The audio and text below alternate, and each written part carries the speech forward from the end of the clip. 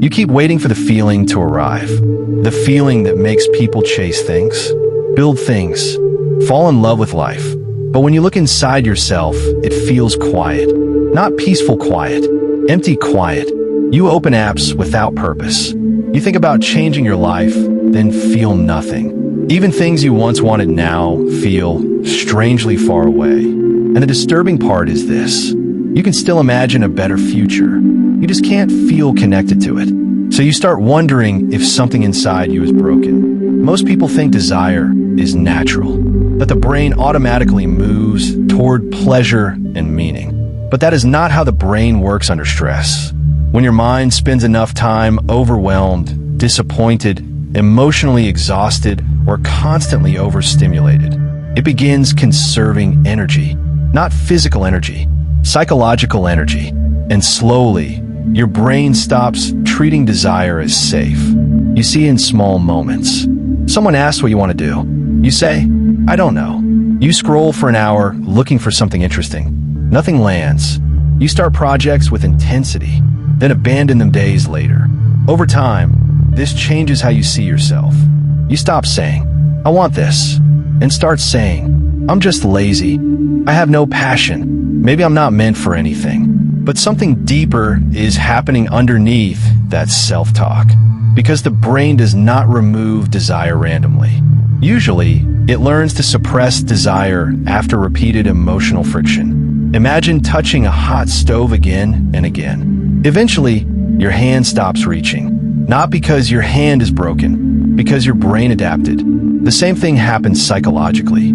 If wanting things repeatedly led to stress, rejection, failure, pressure, shame, or emotional burnout, your nervous system begins associating desire itself with danger.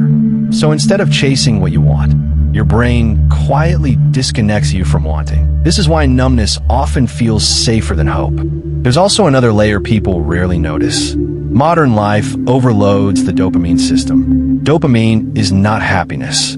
It is anticipation. It's the chemical involved in pursuit. But when the brain receives constant, easy stimulation, short videos, endless scrolling, rapid novelty, the reward system becomes fragmented. Your brain starts expecting constant intensity, and ordinary life begins feeling emotionally invisible. It's like living beside loud machinery for years. Eventually, you stop hearing softer sounds. Real desire is usually soft at first, slow, quiet, almost easy to miss. This is why forcing motivation rarely works. You cannot scream a frozen nervous system back into desire. You have to rebuild psychological safety around wanting, very slowly, one small signal at a time. The first step is reducing passive stimulation. Not forever, just enough to let your reward system calm down. Because when the brain constantly consumes, it stops generating. A simple example, you spend 3 hours scrolling at night.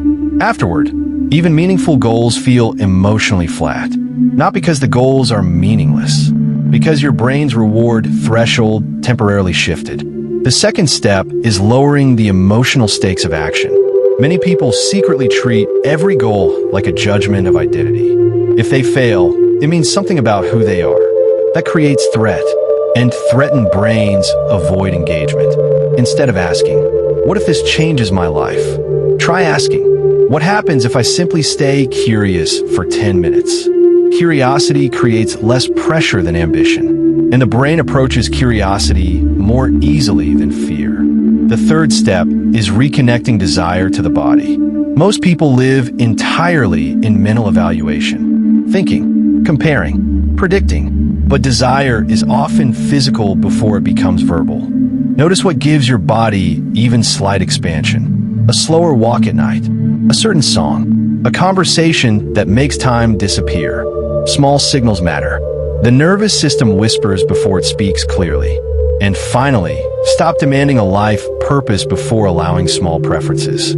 People wait for one massive passion to save them. But psychologically, desire grows through reinforcement. Tiny moments of interest tell the brain, this direction is safe enough to continue. That is how motivation actually develops. Not through lightning, through repetition. Maybe the real problem was never that you wanted too little. Maybe you spent so long protecting yourself from disappointment that your brain forgot wanting could feel safe. And that changes something important, because if the mind learned this pattern, it can also unlearn it, quietly, gradually, like feeling returning to a sleeping limb. You do not need to become intensely motivated overnight.